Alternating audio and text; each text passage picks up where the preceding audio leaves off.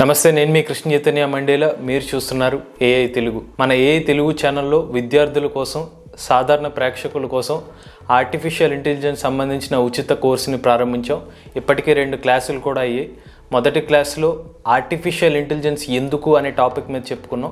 రెండో టాపిక్లో అసలు ఆర్టిఫిషియల్ ఇంటెలిజెన్స్ అంటే ఏంటో నేర్చుకున్నాం. అలానే ఆర్టిఫిషియల్ ఇంటెలిజెన్స్ వల్ల యంత్రాలకి తెలివితేటలు ఎలా వస్తున్నాయో మనం తెలుసుకున్నాం.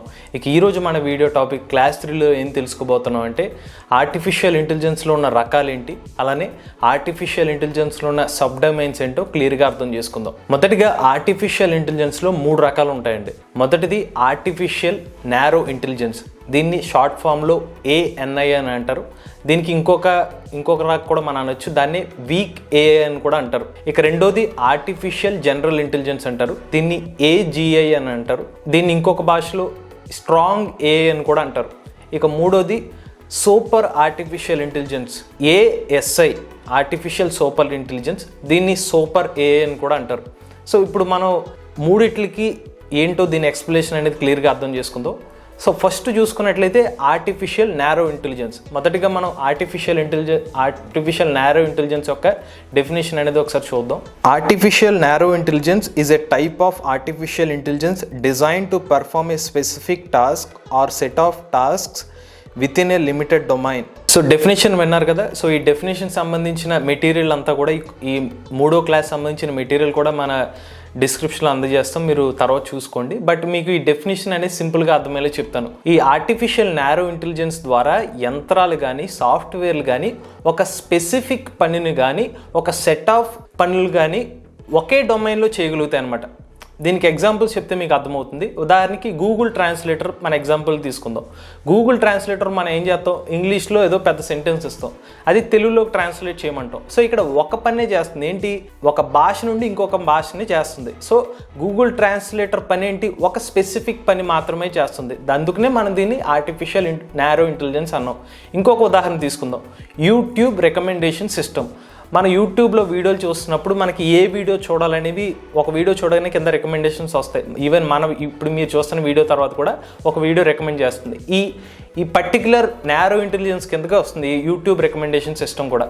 ఇక మూడోది ఎలెక్సాలో మనం ఏం చేయొచ్చు, ఎలెక్సాతో మాట్లాడొచ్చు, టైం ఎంత అయిందని అడగచ్చు, లేకపోతే అలారం పెట్టమంటే అలారం పెడుతుంది. సో ఇక్కడ ఇది కూడా ఎలెక్సా కూడా ఒక పర్టికులర్ టాస్క్లు మాత్రమే చేస్తుంది. ఒక స్పెసిఫిక్ డొమైన్ సంబంధించి ఇంటర్నెట్ని కనెక్ట్ అయ్యి ఉన్న కానీ మన ఫోన్తో అనుసంధానమైన కొన్ని టాస్క్లు మాత్రమే ఎలెక్సా చేయగలుగుతుంది. ఇక మరొక అప్లికేషన్ చూసుకున్నట్లయితే face app.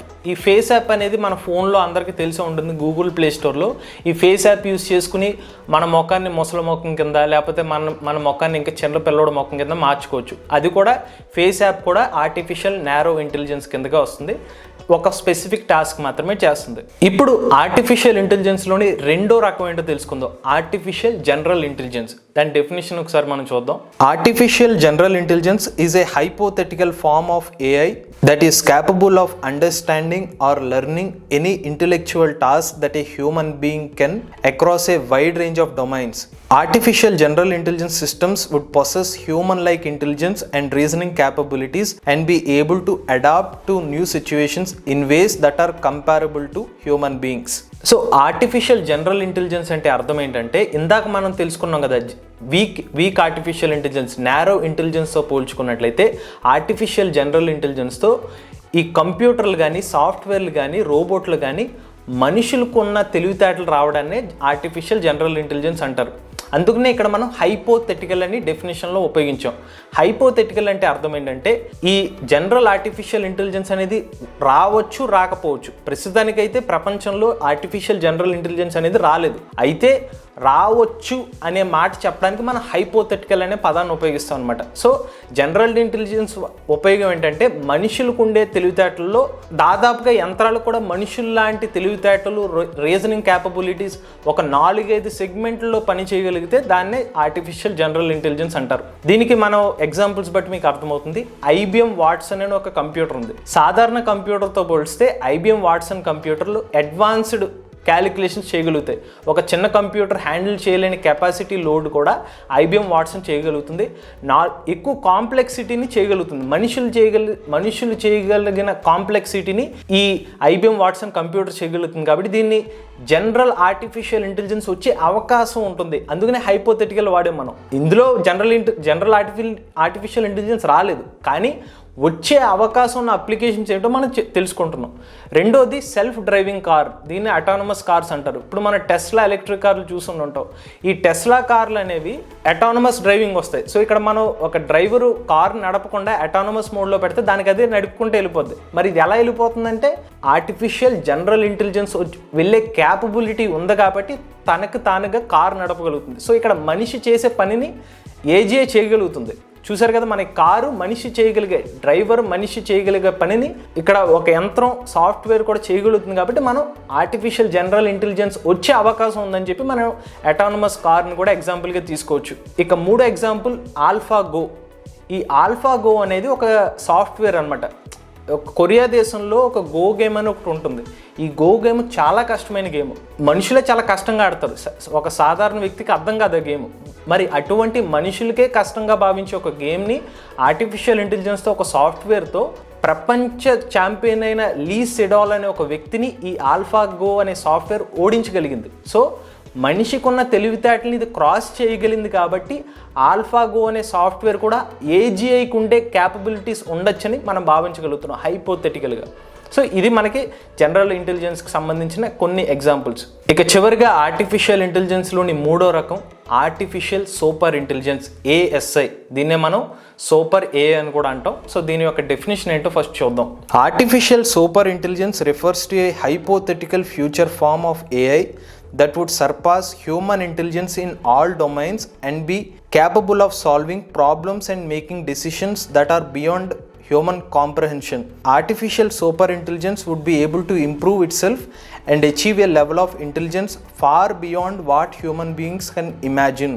Artificial super intelligence అంటే అర్థం ఏంటంటే మనుషులకి మించిన తెలివితేటలు యంత్రాలకు కానీ సాఫ్ట్వేర్లకు కానీ వస్తే దాన్నే ఆర్టిఫిషియల్ సూపర్ ఇంటెలిజెన్స్ అంటాం.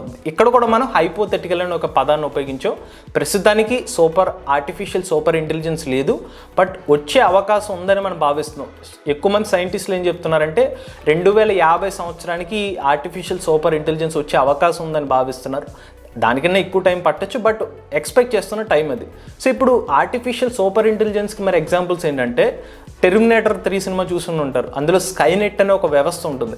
స్కైనెట్ అంటే ఏంటంటే కంప్యూటర్లు వాటన్నిటికీ అవే మొత్తం ప్రపంచవ్యాప్తంగా ఉన్న కంప్యూటర్ని కంట్రోల్లోకి తీసుకుంటాయి డిస్ట్రక్టివ్ ప్రోగ్రామ్ కోసం. అలానే మనం ఈ టెర్మినేటర్ 3 సినిమా చూడని వాళ్ళు ఖచ్చితంగా రోబో సినిమా చూసుకుని ఉంటారు. రజనీకాంత్ గారి సినిమా ఇది.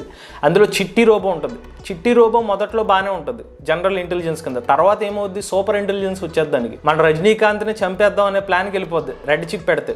సో మనుషుల్ని మించిన తెలివితేటలు, మనిషి కన్నా ఎక్కువ తెలివితేటలు వస్తే దాన్నే మనం ఆర్టిఫిషియల్ సూపర్ ఇంటెలిజెన్స్ అంటాం. ఇది కూడా ప్రస్తుతానికి ఎవరైనా మీరు పొద్దున ఆర్టిఫిషియల్ ఇంటెలిజెన్స్ సంబంధించిన ఎవరైనా ప్రశ్న అడిగినా ఒకటే చెప్పండి, ప్రస్తుతం ప్రపంచంలో ఉంది ఆర్టిఫిషియల్ నారో ఇంటెలిజెన్స్ మాత్రమే. ఆర్టిఫిషియల్ జనరల్ ఇంటెలిజెన్స్ లేదు, ఆర్టిఫిషియల్ సూపర్ ఇంటెలిజెన్స్ కూడా లేదు. ఇవి ఆర్టిఫిషియల్ ఇంటెలిజెన్స్లో ఉన్న 3 రకాలు. ఇప్పుడు మనం ఆర్టిఫిషియల్ ఇంటెలిజెన్స్లో ఉన్న సబ్ డొమైన్స్ గురించి ఒక్కొక్క విషయాన్ని క్లియర్గా అర్థం చేసుకుందాం. మొదటిగా ఆర్టిఫిషియల్ ఇంటెలిజెన్స్లో ఉన్న మొదటి sub domain machine learning. Artificial ఇంటెలిజెన్స్లోనే ఒక భాగం మెషిన్ లెర్నింగ్. అలానే ఇంకొక సబ్ డొమైన్ కంప్యూటర్ విజన్, మరొక సబ్ డొమైన్ స్పీచ్ రికగ్నిషన్, మరొక sub domain natural language processing. దీన్నే NLP అని కూడా అంటారు. ఇప్పుడు మీకు ఆర్టిఫిషియల్ ఇంటెలిజెన్స్లోని మొదటి సబ్ డొమైన్ మెషిన్ లెర్నింగ్ అన్నాను కదా. మెషిన్ లెర్నింగ్లో ఇంకొక సబ్ డొమైన్ ఉంది, దాన్నే డీప్ లెర్నింగ్ అంటారు. డీప్ లెర్నింగ్లో మరొక సబ్ డొమైన్ ఉంది, అదే న్యూరల్ నెట్వర్క్స్ అనమాట. రెండోది మనకి కంప్యూటర్ విజన్లో చూద్దాం. కంప్యూటర్ విజన్లో మళ్ళీ 2 సబ్ డొమైన్స్ వస్తాయి. ఒకటి ఇమేజ్ రికగ్నిషన్, రెండోది ఫేషియల్ రికగ్నిషన్. ఇక దానికన్నా కిందకు వస్తే మనకి స్పీచ్ రికగ్నిషన్లోకి వస్తాయి. స్పీచ్ రికగ్నిషన్లో టెక్స్ట్ టు స్పీచ్ అనేది ఒక సబ్ డొమైన్ అయితే స్పీచ్ టు టెక్స్ట్ అనేది ఇంకొక సబ్ డొమైన్. ఇక చివరిగా న్యాచురల్ లాంగ్వేజ్ ప్రాసెసింగ్. ఇందులో టెక్స్ట్ ట్రాన్స్లేషన్ మరియు సెంటిమెంట్ అనాలిసిస్ అనేవి ఇందులో సబ్ డొమైన్స్ అనమాట.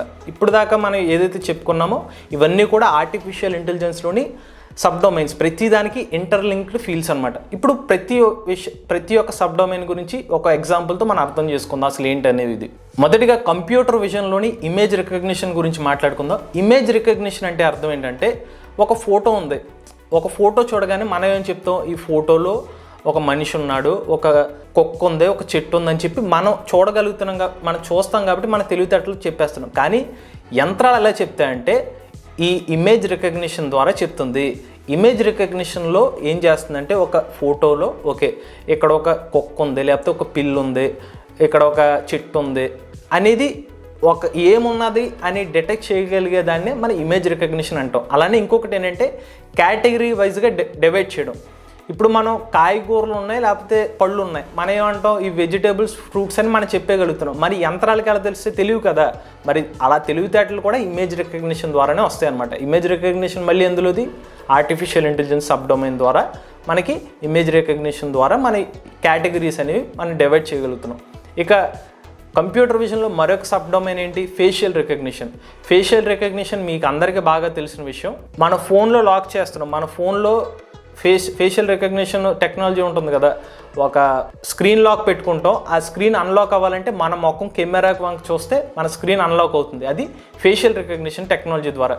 సాధారణంగా మనకి ఇంట్లో మన అమ్మ నాన్న అనేది మనం ముఖం ద్వారా చూసి కనిపెట్టగలుగుతున్నాం, మనకు తెలివితేటలు కాబట్టి. కానీ మనుషులకి సాఫ్ట్వేర్కి తెలివితేటలు ఉండవు కాబట్టి ఆర్టిఫిషియల్ ఇంటెలిజెన్స్లోని ఫేషియల్ రికగ్నిషన్ ద్వారా అది గుర్తుపెట్టుకోగలుగుతుంది అనమాట.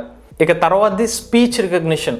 స్పీచ్ రికగ్నిషన్లో మీకు ఇందాక చెప్పాను, టెక్స్ట్ టు స్పీచ్ ఉంటుంది, స్పీచ్ టు టెక్స్ట్ ఉంటుంది. ఇప్పుడు మనం మనుషులతో మాట్లాడుకుంటే మనకి ప్రాబ్లం లేదు, మనం ఏం చెప్తే అవతల వ్యక్తికి అర్థమవుతుంది, అతను మాట్లాడేస్తాడు. బట్ యంత్రాలతో ఎలా మాట్లాడతాం, మనిషి మాట్లాడింది ఒక యంత్రానికి ఎలా అర్థం చేసుకుంటుంది అంటే, మన స్పీచ్తో మాట్లాడుతున్నాం, ఆ స్పీచ్ యంత్రం టెక్స్ట్ కింద మార్చుకుని అది అర్థం చేసుకుంటుంది. So speech to text recognition చేసుకుంటుంది ఫస్ట్. దాని తర్వాత యంత్రం మనకి రిప్లై ఎలా ఇస్తుందంటే టెక్స్ట్ టు స్పీచ్ ఇస్తుంది. సో అది ఏం మాట్లాడాలనుకుంటుందో టెక్స్ట్లో రాసుకుని అది మనతో మాట్లాడగలుగుతుంది. ఉదాహరణకి రోబోట్లు మనతో కొన్ని మాట్లాడే రోబోలు ఉంటాయి కదా, అలానే కొన్ని చాట్ బోర్డ్స్ మనతో మాట్లాడగలుగుతాయి. సో ఇవంతా కూడా స్పీచ్ రికగ్నిషన్ ద్వారా టెక్స్ట్ టు స్పీచ్ మరియు స్పీచ్ టు టెక్స్ట్ ద్వారా మనతో మాట్లాడగలుగుతుంది. ఇక చివరిది న్యాచురల్ లాంగ్వేజ్ ప్రాసెసింగ్, ఎన్ఎల్పి అంటే ఏంటంటే, మనుషులకి మనకు బోల్డ్ అని భాషలు తెలుసు, ఇంగ్లీష్ తెలుసు, తెలుగు తెలుసు, తమిళ్ తెలుసు, మలయాళం, హిందీ, ఇలా కన్నడ, చాలా భాషలు మనకు తెలుసు. కానీ యంత్రాలకి మరి భాష ఎలా అర్థమవుతుంది అంటే న్యాచురల్ లాంగ్వేజ్ ప్రాసెసింగ్ ద్వారా అర్థమవుతుంది. ఈ న్యాచురల్ లాంగ్వేజ్ ప్రాసెసింగ్కి బెస్ట్ ఎగ్జాంపుల్స్ ఏంటంటే మన టెక్స్ట్ ట్రాన్స్లేటర్. మనం ఒక ఇంగ్లీషు పెద్ద పారాగ్రాఫ్ ఇస్తే దాన్ని తెలుగులోకి హిందీలోకి కన్వర్ట్ చేస్తుంది. ఎలాగంటే న్యాచురల్ లాంగ్వేజ్ ప్రాసెసింగ్ అనే టెక్నాలజీ ద్వారా. మరి ఈ న్యాచురల్ లాంగ్వేజ్ ప్రాసెసింగ్ ఎందులోది ఆర్టిఫిషియల్ ఇంటెలిజెన్స్ డొమైన్ కిందకు వస్తుంది. ఇంకొకటి మీకు సెంటిమెంట్ అనాలిసిస్ అని చెప్పాను న్యాచురల్ లాంగ్వేజ్ ప్రాసెసింగ్లో. ఇది ఒక ఇంపార్టెంట్ క్వశ్చన్ అనమాట. ఆర్టిఫిషియల్ ఇంటెలిజెన్స్ విద్యార్థులకి క్వశ్చన్ పేపర్లో కూడా అడుగుతారు. ఈ సెంటిమెంట్ అనాలిసిస్ అనేది ఎలా వర్క్ అవుతుందంటే, ఇప్పుడు రివ్యూస్ ఇస్తూ ఉంటారు, మన సినిమా రివ్యూలు కానీ, లేకపోతే ఇప్పుడు ఐఎండిబిలోకి వెళ్తే సినిమా రేటింగ్ రివ్యూస్ ఇస్తారు, గూగుల్ ప్లే స్టోర్లోకి వెళ్తే ఒక యాప్ కింద నచ్చిందా నచ్చలేదని కొన్ని లక్షల మంది రివ్యూస్ ఇస్తారు.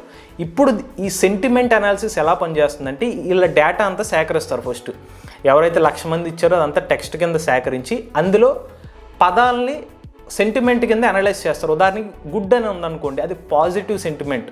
అలానే వరస్ట్ అని చెప్పాడు, ఈ గేమ్ అసలు చాలా చెత్తగా ఉందంటే అది నెగిటివ్ సెంటిమెంట్. సో ఇలాగ అక్కడ కొన్ని మాటల ద్వారా అది పాజిటివ్ సెంటిమెంటా నెగిటివ్ సెంటిమెంట్ అనేది మనం కనుక్కోగలుగుతున్నాం. ఇది కూడా న్యాచురల్ లాంగ్వేజ్ ప్రాసెసింగ్ ద్వారా అర్థం చేసుకుంటున్నాం. ఇది ఓవరాల్గా ఆర్టిఫిషియల్ ఇంటెలిజెన్స్లో ఉన్న సబ్ డొమైన్స్. అయితే మీకు ఒక చిన్న సందేహం ఉండొచ్చు, మెషిన్ లెర్నింగ్ చెప్పలేదు, డీప్ లెర్నింగ్, న్యూరల్ నెట్వర్క్ గురించి చెప్పలేదని మీకు ఒక డౌట్ ఉండొచ్చు. అవి ఇంకా కాంప్లెక్స్ టాపిక్స్ కాబట్టి నెక్స్ట్ వీడియోలో మనం ఆర్టిఫిషియల్ ఇంటెలిజెన్స్లోని మెషిన్ లెర్నింగ్, మిస్ చేసిన డీప్ లెర్నింగ్, న్యూరల్ నెట్వర్క్స్ అనేది రాబోయే టాపిక్లో చెప్తాను. అది కొంచెం డీప్గా మీకు చెప్పాలి, ఇందులో చెప్తే మీకు కన్ఫ్యూజ్ అవుతారని అది సపరేట్గా చెప్పడం జరుగుతుంది. ఇది ఓవరాల్గా ఆర్టిఫిషియల్ ఇంటెలిజెన్స్లో ఉన్న సబ్ డొమైన్స్ ఏంటనేది వివరాలు. అలానే ఆర్టిఫిషియల్ ఇంటెలిజెన్స్లో మూడు రకాలు ఏంటవి మీరు కూడా ఒకసారి నాతో పాటు చెప్పండి. ఆర్టిఫిషియల్ నారో ఇంటెలిజెన్స్ ఫస్ట్ది, రెండోది ఆర్టిఫిషియల్ జనరల్ ఇంటెలిజెన్స్, మూడోది ఆర్టిఫిషియల్ సూపర్ ఇంటెలిజెన్స్. ఇవన్నీ ఒకసారి గుర్తుపెట్టుకోండి, ఎక్కువగా అడిగే క్వశ్చన్స్ అనమాట ఇవి. మీకు ఆర్టిఫిషియల్ ఇంటెలిజెన్స్లో స్టిల్ ఇంకా ఏమైనా డౌట్స్ ఉన్నాయి, ఈ క్లాస్లో ఏమైనా డౌట్స్ ఉన్నా కామెంట్ రూపంలో అడగండి, దానికి ఒక సపరేట్ వీడియో చేసి మీకు సమాధానం కూడా చెప్తాం. అలానే ఈ వీడియో చూసిన తర్వాత మీ ఫీడ్బ్యాక్ మాత్రం ఖచ్చితంగా ఇవ్వండి. ఫీడ్బ్యాక్ ఫామ్ అనేది డిస్క్రిప్షన్లో అందిస్తాం. మన ఛానల్తో ఎవరైనా కొలాబరేట్ అవుదాం అనుకుంటే కూడా మన ఫీడ్బ్యాక్ ఫామ్లో వివరాలు అనేవి మెన్షన్ చేయండి. ఈ వీడియో కనుక మీకు నచ్చినట్లయితే ఏఐ తెలుగు ఛానల్ని సబ్స్క్రైబ్ చేసుకోండి. ఇంట్రెస్టింగ్ ఫ్యాక్ట్స్ వీడియోల కోసం ఎంవీఎస్ ఫ్యాక్ట్స్ తెలుగు ఛానల్ను, బయోగ్రఫీ వీడియోల కోసం ఎంవీఎస్ ఫ్యాక్ట్స్ తెలుగు 2.0 ఛానల్ని సబ్స్క్రైబ్ చేసుకోండి.